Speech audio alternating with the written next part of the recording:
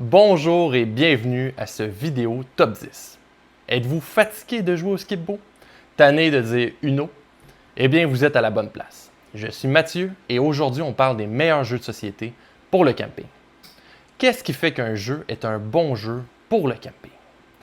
Un bon jeu pour le camping, selon moi, c'est un jeu qui n'est pas trop compliqué, qui peut s'adapter facilement à différents nombres de joueurs et qui n'a pas trop de composantes.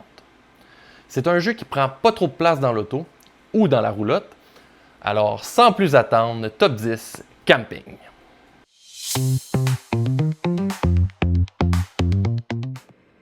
Si la simplicité avait un nom dans le monde ludique, ça serait Can't Stop. Dans Can't Stop, on brasse 4 dés, on fait la somme de 2 paires de dés et hop, on avance les marqueurs blancs sur les tracks associés. Le but est d'être le premier à gagner 3 colonnes sur les 11 disponibles et il faut prendre en considération qu'il peut seulement y avoir une personne qui remporte chaque colonne. Ok, vite de même, ça n'a pas l'air super excitant, mais le fun commence après avoir brassé pour la première fois dans notre tour. On a le choix, soit on pousse notre chance et on brasse à nouveau, ou on prend nos gains et on avance nos marqueurs sur le plateau selon la progression des marqueurs blancs. La twist, c'est qu'on peut seulement avancer 3 colonnes à la fois durant un même tour. Donc si on brasse et qu'on n'est pas capable de faire la somme de 2 dés pour avancer au moins l'un des 3 marqueurs en cours, ben on bosse. En gros, on perd notre progression et c'est au joueur suivant. D'un tour à l'autre, on va repartir de nos différentes progressions, donc ça peut être avantageux d'être prudent et d'avancer tranquillement. C'est un jeu vraiment excitant parce qu'on voit tout le monde avancer et on est toujours en dilemme. Est-ce que je peux me permettre d'arrêter ou je brasse encore? Alors, allez-vous y aller en mode petit train va loin ou en mode tout ou rien?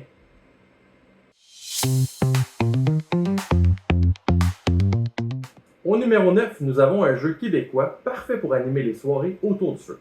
Il s'agit de Toué pis Toué. Ici, chacun notre tour, on va jouer le rôle de la maîtresse, on va piocher une carte et choisir 2 joueurs en disant Toué pis Toué. Les joueurs vont s'affronter pour répondre à une question de fois. Chaque carte a 2 choix de questions, vous allez donc pouvoir choisir le niveau de grivoiserie. Une fois que les joueurs vont avoir répondu, c'est au joueur suivant de piocher et de choisir 2 personnes. That's it, c'est simple de même. Pour agrémenter le jeu encore plus, tout le monde a une carte action avec des pouvoirs spéciaux qui peut aller de choisir une 3e personne qui va répondre à la question jusqu'à renvoyer la question à la maîtresse. À la fin, on va déterminer 2 champions en pointant du doigt des joueurs qui se sont particulièrement démarqués. Ça va être fait selon des critères questionnables que l'on va obtenir en piochant une carte du paquet de cartes champions. C'est un jeu sans pareil, parfait pour les groupes qui ne savent plus de quoi parler et qui veulent mettre du piquant dans leur soirée. Confidences, anecdotes, choix déchirants et débats ridicules au menu.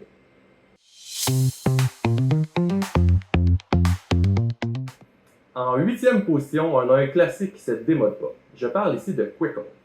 Quickle, c'est un jeu abstrait, un des rares jeux excellents autant à 2 qu'à 3 ou à 4 joueurs. On va avoir un gros sac de 108 tuiles en bois qui vont être partagées en 6 couleurs et 6 formes différentes. À chaque tour, on va placer des tuiles sur la table afin de créer des lignes qui vont devoir partager des caractéristiques, soit de la même couleur ou de la même forme, mais pas les deux. Les tuiles placées vont devoir être adjacentes à au moins une tuile qui a été préalablement placée. Dans Quickle, on fait un point par tuile placée et par tuile adjacente. On peut faire des points dans plusieurs directions à la fois, et si on complète une ligne de 6 formes ou de 6 couleurs différentes, on marque des points bonus. La partie prend fin lorsqu'on a épuisé le sac et qu'un joueur a vidé sa main de 6 tuiles. C'est un casse-tête intéressant et différent d'une partie à l'autre. Les rivalités se créent rapidement et deviennent féroces, parlez-en à ma conjointe. C'est le genre de jeu qu'on veut recommencer une partie dès qu'on a fini.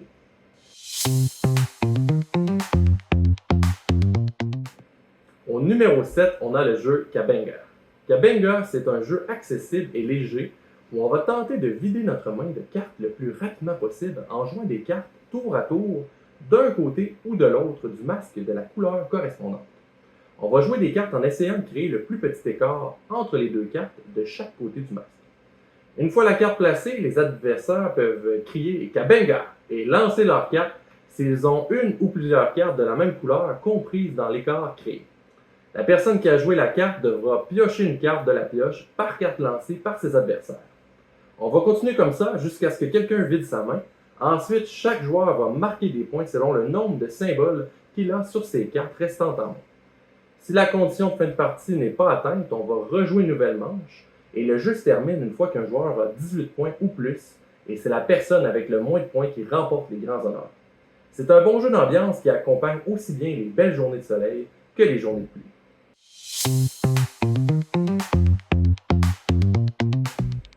En sixième position, on a un jeu pour les plus gros groupes. Il s'agit du jeu Just One. Ça peut jouer autant autour du feu qu'à la table grâce à son matériel simpliste. Je recommande d'être au moins 4 et ça peut se jouer jusqu'à 7. Le principe du jeu n'est pas compliqué. Il va y avoir une personne qui tente de découvrir un mot et le reste des joueurs va tenter de le faire deviner. Pour ce faire, les joueurs vont écrire chacun un indice sur leur petit chevalet personnel. L'indice doit contenir un seul mot. On ne joue pas à Just Two quand même. Bon. La twist, c'est que l'équipe n'a pas le droit de communiquer ni de se consulter pour l'indice qu'ils vont donner. Quand tout le monde a fini d'écrire leur indice, on passe à la phase comparaison des indices. Les joueurs vont révéler leur indice aux autres joueurs qui tentent de faire deviner le mot et on va éliminer les indices qui sont identiques. On se trouve dans une situation vraiment spéciale et amusante. Est-ce que tu vas prendre le risque d'écrire l'indice évident qui va rendre la devinette facile pour ton partner ou tu vas y aller avec un indice moins flagrant qui a moins de chances de se faire éliminer mais qui pourrait rendre son travail un petit peu plus compliqué? Une fois que les indices identiques sont retirés, c'est au tour du joueur qui ne connaît pas le mot. Il a la tâche de deviner le mot avec les indices restants. En réalité, il a deux choix. Soit il tente sa chance avec un mot ou il donne sa langue au chat afin d'éviter de se tromper. S'il découvre le mot, l'équipe fait un point, mais si c'est inexact, il va perdre une carte supplémentaire plutôt qu'une seule s'il avait pris la décision de passer. Le but est de battre notre record de points calculé sur un total de 13 cartes. C'est un jeu coopératif, rassembleur et plaisant, pas de chicane ici.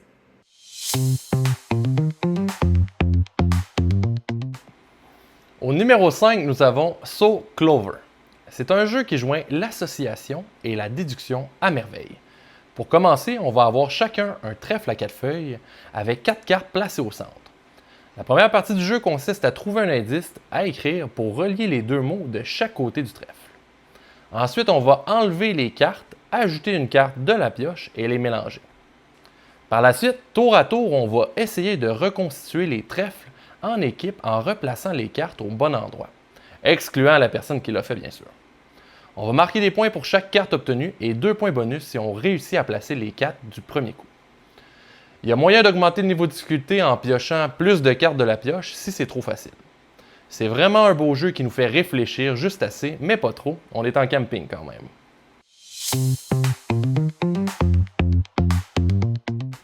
Un top 10 camping ne serait pas un bon top 10 sans un jeu de cartes. Donc en quatrième position, on a ma saveur du moment, Panda Spin. Panda Spin, c'est un jeu de cartes où l'objectif est de vider notre main le plus rapidement possible. Pour ce faire, on va jouer des combinaisons de cartes afin de battre la main de nos adversaires. On peut jouer des simples, des doubles, des triples, des suites, puis même des bombes. Des bombes, c'est 4 cartes pareilles ou plus et ça permet de couper n'importe quelle main jouée. Les joueurs vont jouer tour à tour jusqu'à ce que personne puisse surenchérir. Le joueur qui remporte le pli va se départir de toutes les cartes jouées. La twist, c'est que les joueurs qui ont joué des cartes seulement du côté blanc vont devoir reprendre leurs cartes en main et les retourner du côté bleu. Il y a une tonne de rejouabilité, il y a plein d'habiletés spéciales. Il y en a qui permettent de défausser des cartes supplémentaires, d'autres de tourner des cartes ou même de voler des points à un adversaire. Il y a aussi des éléments qui servent de joker pour remporter des levées selon certaines conditions. Une fois qu'on a réussi à vider notre main, on marque des points par rapport au nombre de cartes restantes dans la main de l'adversaire avec le plus de cartes. L'objectif est de se rendre à 15 points avant les autres au cours de plusieurs manches. C'est palpitant et plein de rebondissements.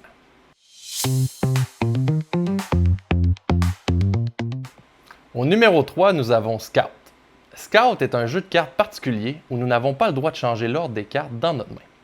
On va pouvoir choisir de quel côté on prend nos cartes la première fois qu'on la prend dans notre main, mais on ne pourra pas la changer de côté par la suite.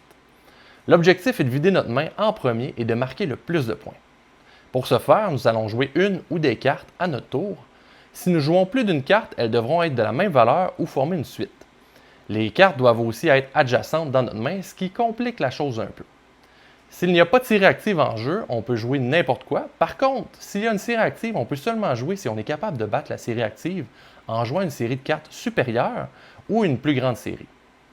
Les cartes battues de la série active seront ramassées par le joueur qui a battu la série active et vont valoir 1 point par carte à la fin de la manche. Si on est incapable de surenchérir sur la série active, on va recruter une carte de celle-ci et l'insérer dans notre jeu à l'endroit que l'on désire. En faisant ça, par exemple, la personne qui a joué la série active va prendre un pion recrutement, ce qui va aussi valoir un point à la fin de la manche. On va jouer comme ça, tour à tour, jusqu'à ce qu'un joueur vide sa main ou qu'on fasse un tour de table sans que personne puisse surenchérir. On va comptabiliser les points de chacun, c'est-à-dire les cartes gagnées, les jetons recrutement, et on va soustraire les cartes qu'il nous restait en main. On va jouer autant de manches qu'il y a de joueurs dans la partie, et à la fin, la personne qui a le plus de points va remporter la partie. C'est un jeu captivant et addictif qui nous amène des décisions intéressantes à chaque manche. Selon moi, c'est un incontournable en camping.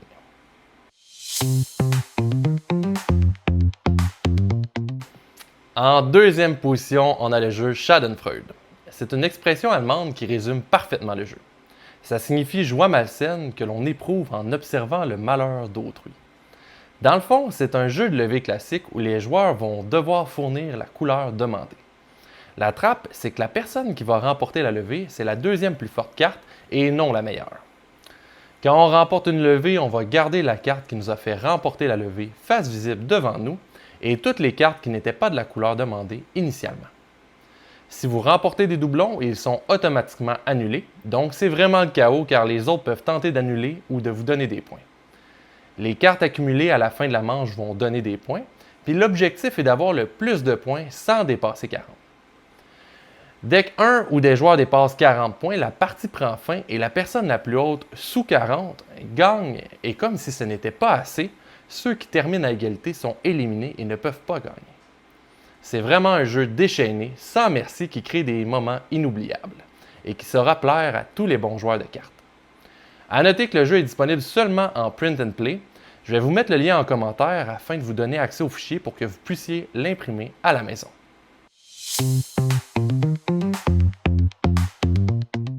Le jeu de camping par excellence est Flip 7.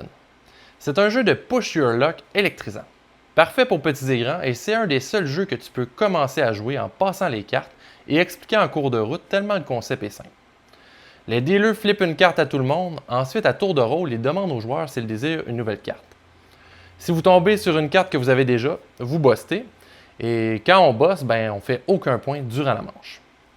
Tout le monde va faire des points en additionnant la valeur de chaque carte qu'il a acquis durant la partie et si vous avez réussi à avoir 7 cartes de nombres différents, vous allez marquer des points bonus. Le but du jeu est de se rendre à 200 points en premier. Flip 7 est constitué de cartes numériques de 0 à 12 où il contient exactement le nombre de cartes que la valeur. Excepté le 0, il y en a un. Donc plus de points, oui, mais ça signifie aussi que c'est plus risqué de frapper une copie de la carte. Il y a des cartes qui vont donner des points bonus et même une carte dans le paquet qui va multiplier vos points. Il y a aussi des cartes spéciales qui peuvent être envoyées à un adversaire ou gardées pour soi. Des cartes qui vont freeze un adversaire et qui vont l'empêcher d'acquérir d'autres cartes durant la manche. Des cartes qui vont en faire flipper 3 autres immédiatement. Ou encore des cartes qui vont vous donner une deuxième chance. L'autre chose qui rend ça intéressant et unique, c'est qu'on ne rebrasse pas le paquet de cartes avant d'avoir passé au travers. Alors, on peut avoir une idée de ce qui reste dans le paquet et tenter de pousser notre chance au moment opportun. On s'entend que ce n'est pas le jeu le plus stratégique de l'histoire, mais who cares? Après tout, on est en camping pour relaxer et pour avoir du plaisir. Sur ce, je vous remercie de votre écoute et si vous avez aimé la vidéo, mettez des pouces en l'air, faites des commentaires puis abonnez-vous à la chaîne. On se revoit la semaine prochaine. Bon camping!